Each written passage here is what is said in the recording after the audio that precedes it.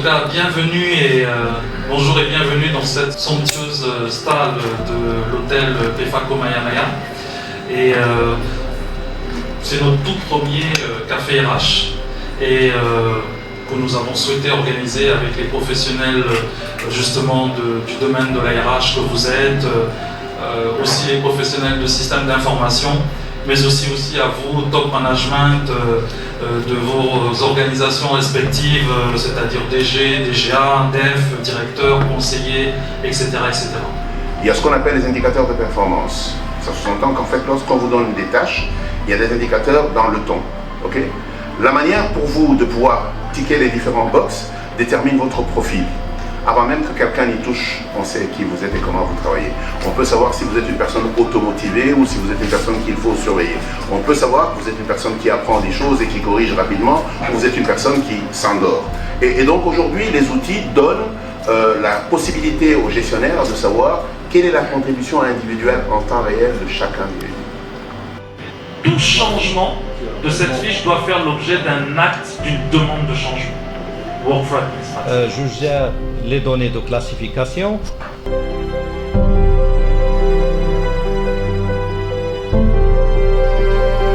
La première, c'est sur les aspects d'emploi. J'ai pas bien vu. Est-ce que vous avez géré l'aspect peser des postes pour maîtriser le score de chaque poste et voir son impact dans le plan de rémunération? Et la deuxième question, c'est sur la communication avec d'autres applications. Je m'explique, dans une entreprise où il y a déjà quelques logiciels qui fonctionnent, Sage, comment dans l'implémentation on peut tenir compte soit de l'aspect transfert des données. Est-ce que l'application peut communiquer avec d'autres? Voilà, les deux questions. Donc là, il y a pas mal de paramètres liés au poste. Par exemple, tout ce qui est salaire, min, max, etc., on va le définir. Et également, on a la possibilité de qualifier les postes, que ce soit des postes névralgiques, stratégiques ou autres, et en fonction des axes. Les axes sont paramétrables. Je prends un exemple. Par exemple, ça c'est un exemple que j'ai. Je dis pour l'importance stratégique 0, impact performance faible, etc. Donc je vais renseigner tous ces éléments et le système va me donner le score. Ça, c'est des règles qui ne sont pas imposées par le système, sont paramétrables. Je peux les changer si vous avez d'autres règles. Donc là, par exemple, il va me donner le score C2 et en même temps, il va chercher deux, c'est quoi? C'est l'impact moyen sur le bon fonctionnement de l'entité sur la performance. Pour deuxième point, oui, Agir, j'ai parlé de ça. Agir est interfaçable avec les systèmes externes, que ce soit système comptable, financier, de production, de gestion du temps. Comment on s'interface? Soit des échanges fichiers, ça c'était avant, maintenant c'est des conseillers, des auditeurs sécurité, des conseils, ça. Mais il est toujours possible dans Agir faire des échanges fichiers, soit base à base, ça veut dire Agir, il va attaquer la base de l'autre ou l'inverse, soit des web services, ce qui est maintenant recommandé, des API. Donc, via des API, j'attaque un autre système comme l'inverse. Donc, bien sûr, on va définir les flux, quelles sont les données autorisées, les données non autorisées, etc. Par exemple, je donne un exemple. Quand je termine la paie, je dois déverser les écritures comptables dans le système de la comptabilité. Donc nous, on va introduire le plan comptable dans Agir et on sera capable de générer les écritures comptables dans notre système. Ce format fichier web service, ça c'est technique. Mais les écritures comptables, comptable général, analytique ou autres, on est capable de faire ça. En parlant de stratégie de recrutement, comment est-ce que ces stratégies de recrutement ou de développement ou même de reconnaissance peuvent influencer la fidélité des employés? Lorsque vous êtes dans une entreprise où les responsables engagent des gens de manière tout à fait aléatoire, même si vous étiez excellente et vous avez l'intention de rester à la hauteur, vous êtes démotivé par la culture d'entreprise.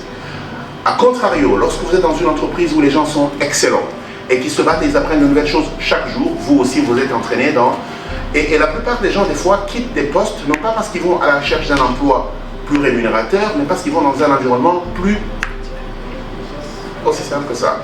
Et donc, votre capacité de recruter des gens brillants qui sont corrects, votre équité dans votre entreprise, votre capacité à former des gens à une vitesse qu'il faut, peut vous permettre de pouvoir attirer des talents et de les retenir. Et si en plus de ça, vous avez un plan de rémunération qui est parallèle ou qui est, j'ai envie de dire, conjoint à votre compétitivité financière de l'entreprise, les gens vont se dire, aussi vite que nous évoluons, notre situation évolue également. Et bien entendu, un entrepreneur ou une entreprise qui gagne de l'argent en redistribue très facilement, et lorsqu'elle est gérée par des gens qui sont intelligents, ils savent très bien que le premier facteur qu'il faut rémunérer, ce n'est pas l'argent, ce sont les impôts. Est-ce qu'avec ces critères, par exemple, que vous venez de citer, vous pouvez exactement chiffrer le travail de l'employé? Chiffrer en termes de salaire? Ah oui, bien sûr, vous pouvez profiler le salaire de la personne, bien sûr. Vous pouvez même évaluer ce que la personne donne comme contribution, de manière directe et de manière indirecte. Et encore une fois, c'est la beauté des outils informatiques. Ils appellent ça data mining. Ça va rechercher toute l'information, ça la structure et ça vous la ramène dans ce qu'on appelle un dashboard, qui est en fait votre tableau de bord de gestion. Mais ce qu'il y a de bien et de mieux dans tout ça, ce sont les alertes. Quand quelqu'un est au-delà des normes, tout de suite, ça le fait ressortir. Quand il est en dessous des normes aussi. Je vais rajouter, c'est qu'Agir, c'est vraiment un espace de travail pour les collaborateurs. Potentiellement, tous les collaborateurs de votre organisation, ils ont accès à Agir. C'est pas certain. Tous ceux qui ont un poste de travail vont accéder à Agir, ils auront leur espace collaboratif et dans lequel il va y avoir les documents que vous souhaiteriez publier. Donc c'est vraiment l'espace où tous les jours, un collaborateur, quand il se connecte, va dans Agir. Merci et de AGRH, je tiens à vous remercier pour votre présence et je vous convie sans tarder au petit cocktail qu'on vous a réservé qui devrait être autour de la piscine, non loin de la piscine. Merci encore.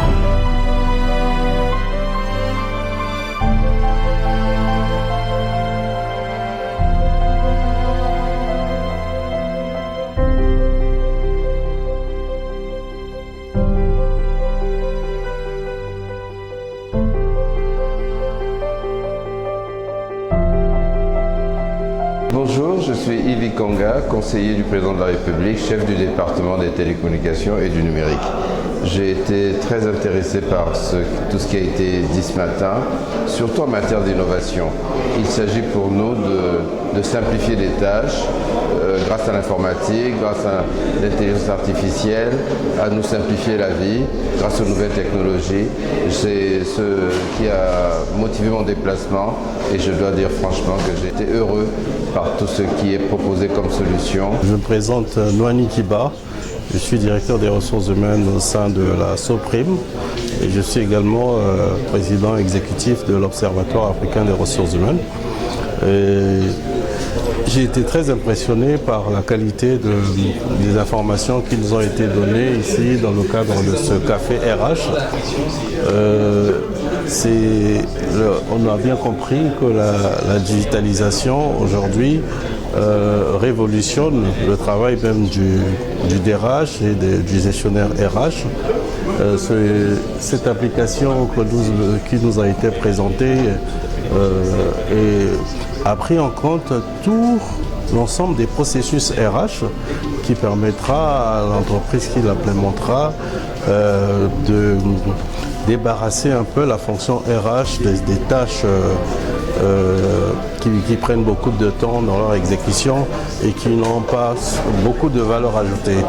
Le fait de les automatiser permet aux responsables RH de pouvoir s'orienter vers des actions, des tâches beaucoup plus à valeur ajoutée que les autres tâches chronophages. En tout cas, nous avons aussi été impressionnés par le fait que l'IA a été intégrée dans cette application. Par exemple, l'IA avec cette application peut permettre que une fiche de poste soit établie plus aisément avec ChatGPT ou d'autres et que même des profils soit identifié avec plus d'aisance. C'est vraiment une solution que nous recommandons et qui, j'espère, va faire ces bons moments ici au Congo. Merci. C'est Jafé Ponzo Ketanda, responsable des relations avec le personnel à la Fondation congolaise pour la recherche médicale. Je suis très heureux de participer à cette conférence qui nous a présenté le produit Agir RH. Et effectivement, je suis content de connaître ce produit qui nous donne en fait la possibilité de mieux gérer notre personnel. Concernant Agir RH, c'est surtout la possibilité de paramétrer selon le besoin de l'utilisateur. C'est ce qui m'a vraiment impressionné sur ce logiciel. Parce qu'il est difficile d'avoir un logiciel qui répond aux besoins de l'utilisateur. Alors qu'ici, avec Agir, nous voyons la possibilité vraiment de paramétrer le logiciel et avoir le rendu selon notre besoin. Je vous remercie.